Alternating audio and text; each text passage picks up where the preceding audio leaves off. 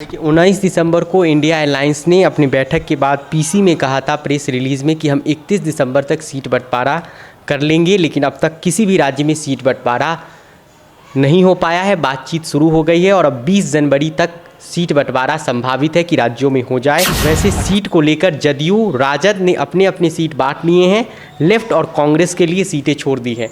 कहा गया है कि जदयू कम से कम 17 सीटों पर चुनाव लड़ना चाहती है, लेकिन 16 सांसद उसकी जीत कर आए थे।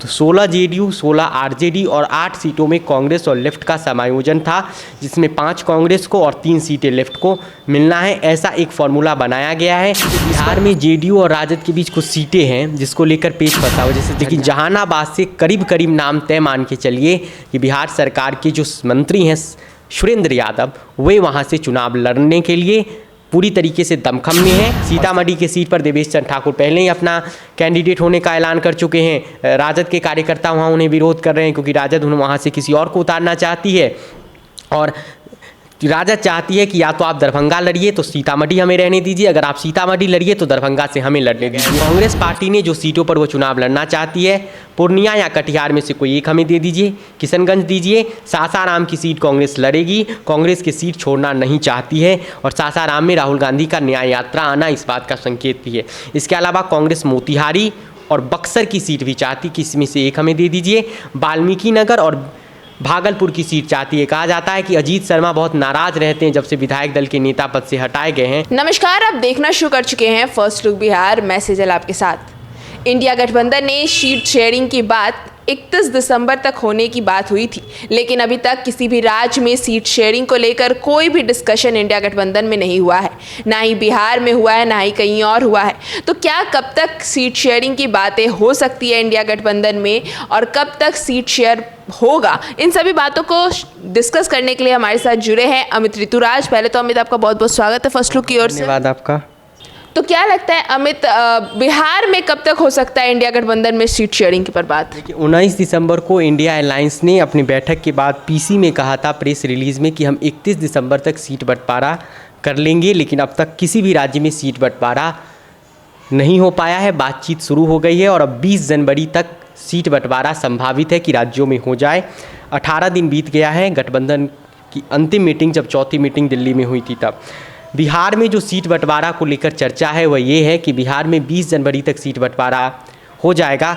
कुछ सीटों को लेकर विवाद है। वैसे सीट को लेकर जदयू राजद ने अपने अपने सीट बांट लिए हैं, लेफ्ट और कांग्रेस के लिए सीटें छोड़ दी हैं। कहा गया है कि जदयू कम से कम 17 सीटों पर चुनाव लड़ना चाहती है, लेकिन 16 सांसद उसकी जीत कर आए थे। तो 16 जेडीयू, 16 आरजेडी और 8 सीटों में कांग्रेस और लेफ्ट का समायोजन था, जिसमें 5 कांग्रेस को और 3 सीटें लेफ्ट को मिलना है। ऐसा एक फॉर्मूला बनाया गया है। इस पर बातचीत हो रही है। हो सकता है कि बाद में 1-2 सीट इधर उधर हो जाए, लेकिन कमोबेश ऐसा ही फॉर्मूला रहने वाला है इंडिया अलायंस का बिहार में।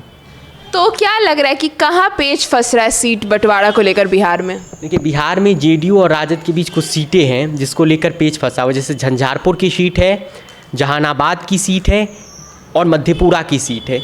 इन 3 सीटों को लेकर एक तरीके से कहा जाए नीतीश कुमार के पास है। मधेपुरा से दिनेश चंद्र यादव सांसद हैं, झंझारपुर से रामप्रीत मंडल जेडीयू के सांसद हैं और एक सीट जहानाबाद है जहाँ से चंद्रवंशी सांसद हैं नीतीश कुमार की पार्टी की। जहानाबाद भूमिहारों का गढ़ था, लेकिन पिछली बार नीतीश कुमार ने अति पिछड़ा कैंडिडेट वहां खड़ा कर दिया और भूमिहारों के गढ़ में अति पिछड़ा उम्मीदवार जीत गए थे। बहुत कम मार्जिन से जीते थे हालांकि।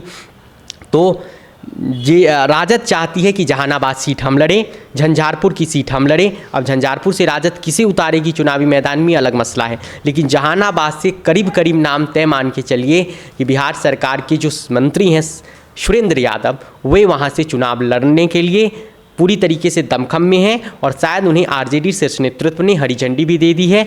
लेकिन यहाँ पर जेडीयू चुनाव लड़ना चाहती है। अब जहानाबाद वाले सांसद का कहा जा रहा है कि उन्हें औरंगाबाद शिफ्ट किया जा सकता है, लेकिन औरंगाबाद सीट जेडीयू मांग रही है। तो ये समस्या है सीट बंटवारों में। इन कुछ सीटों को लेकर अभी दोनों दलों में बातचीत हो रही है और इन सीटों को लेकर दोनों राजनीतिक दलों में बातचीत हो रही है। इसी कड़ी में तेजस्वी यादव कल नीतीश कुमार से मिले थे और करीब 45 मिनट तक सीएम हाउस में ये बैठक चली थी और उस बैठक में सीट बंटवारा पर विस्तार से चर्चा हुआ था, जिसमें इन सारी सीटों पर चर्चा हुआ था। सीतामढ़ी और दरभंगा की सीट भी इसी में फंसा हुआ है, क्योंकि सीतामढ़ी की सीट पर देवेश चंद्र ठाकुर पहले ही अपना कैंडिडेट होने का ऐलान कर चुके हैं। राजद के कार्यकर्ता वहाँ उन्हें विरोध कर रहे हैं, क्योंकि राजद वहाँ से किसी और को उतारना चाहती है और राजद चाहती है कि या तो आप दरभंगा लड़िए तो सीतामढ़ी हमें रहने दीजिए, अगर आप सीतामढ़ी लड़िए तो दरभंगा से हमें लड़ने दीजिए। तो इन सारी सीटों को लेकर बातचीत अभी चल रहा है और इन सारी सीटों को लेकर पेंच है, जिसे सुलझा लिया जाएगा। सुलझाने की कोशिशें हो रही हैं, देखते हैं कि कितना जल्दी ये सुलझ पाता है। अच्छा, कांग्रेस 8 से 9 सीटों को लेकर अड़ी हुई है, तो जेडीयू और आरजेडी कैसे इससे निपटेगी? देखिए, बड़ी पॉलिटिकल पार्टी जो भी होती है वे कम दांव नहीं खेलती है।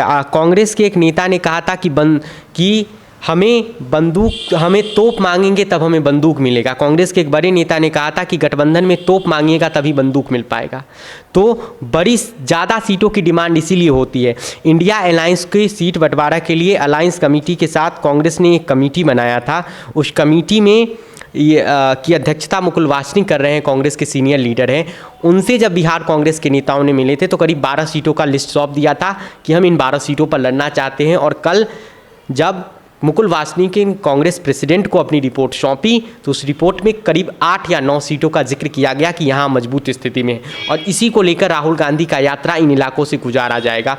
इसको लेकर सुझाव उस कमेटी ने दिया था कि आप सीमांचल से गुजारिए, इसीलिए राहुल गांधी अररिया, किशनगंज, पूर्णिया से गुजरेंगे अपनी यात्रा को लेकर। इसके अलावा कुछ जगह और तय किया गया है। कांग्रेस पार्टी ने जो सीटों पर वो चुनाव लड़ना चाहती है, पूर्णिया या कटिहार में से कोई एक हमें दे दीजिए, किशनगंज दीजिए। सासाराम की सीट कांग्रेस लड़ेगी, कांग्रेस की सीट छोड़ना नहीं चाहती है और सासाराम में राहुल गांधी का न्याय यात्रा आना इस बात का संकेत भी है। इसके अलावा कांग्रेस मोतिहारी और बक्सर की सीट भी चाहती कि इसमें से एक हमें दे दीजिए। वाल्मीकि नगर और भागलपुर की सीट चाहती है। कहा जाता है कि अजीत शर्मा बहुत नाराज़ रहते हैं जब से विधायक दल के नेता पद से हटाए गए हैं, तो अखिलेश सिंह को उम्मीदवार न बनाकर कांग्रेस शायद अजीत शर्मा भूमिहार प्रत्याशी को मैदान में उतार दें।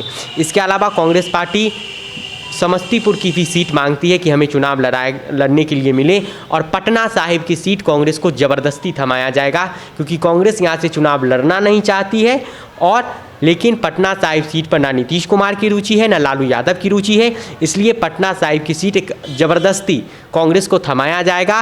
और कांग्रेस पार्टी को शायद ये कहा जा रहा है कि आप कायस्थ के खिलाफ कायस्थ कैंडिडेट मत उतारिएगा, वहाँ कोई अति पिछड़ा कैंडिडेट लेकर आइए, क्योंकि कायस्थ बनाम कायस्थ की जब से ही लड़ाई होती है कायस्थ वोट पूरी तरह से बीजेपी के पास पाले चला जाता है। और नीतीश और लालू का मानना है कि तब हमारे पास जो हमारी कोर वोटर्स है, जैसे यादव है, मुस्लिम हैं, पिछड़ी जाति हैं, दलित वोटर्स हैं, वे हमारे साथ ठीक से नहीं जुड़ पाते हैं। इसलिए पटना साहिब में कायस्थ के खिलाफ आप कायस्थ कैंडिडेट मत उतारिए, कोई अति पिछड़ा कैंडिडेट उतार दीजिए। और ये सीट एक तरीके से ज़बरदस्ती से कांग्रेस को देने की कोशिश हो रही है। कांग्रेस इन सारी सीटों पर चुनाव लड़ने की तैयारी में है। बेगूसराय की सीट कांग्रेस लड़ना चाहती है। सबसे इंटरेस्टिंग बात यह है, तो क्या सीपीआई अपना कैंडिडेट चुनाव लड़ने का दावा छोड़ देगी और क्या लालू यादव तैयार हो जाएंगे? क्योंकि बिहार कांग्रेस की जब मीटिंग हुई तब कन्हैया कुमार उस बैठक में शामिल हुए और उनका बैठक में शामिल होना ये संकेत देता है कि अब शायद बेगूसराय को लेकर रुचि ले रहे हैं कन्हैया कुमार, और राहुल गांधी ने शायद उन्हें कोई आश्वासन दिया है कि उन्हें बेगूसराय से हम चुनाव लड़ाएंगे। तो इस स्थिति में कांग्रेस पार्टी 6 सीटों तक मान सकती है। वैसे 8 से 9 सीटों का दावा वे इंडिया अलायंस में कर रही है। जी, बहुत बहुत धन्यवाद अमित। जैसा कि हमने बात किया अमित से और आपको बताया कि इंडिया गठबंधन में बिहार में 20 जनवरी तक सीट शेयरिंग पर बात होने की संभावना है। इसके साथ ही नीतीश तेजस्वी ने भी सीट शेयरिंग को लेकर कल मुलाकात की और क्या चर्चा हुई वो आपको अमित ने बता ही दिया है। इसके साथ कौन से सीट पर कांग्रेस और कौन से सीट पर आरजेडी और जेडीयू लड़ सकती है, बिहार में किस तरह से उनके उम्मीदवार तैयार है, इस पर भी बताया। तो इस खबर में बस इतना ही और खबरों के लिए बने रहिए हमारे साथ। हमारे फेसबुक चैनल को लाइक कीजिए, हमारे यूट्यूब चैनल को सब्सक्राइब कीजिए। धन्यवाद।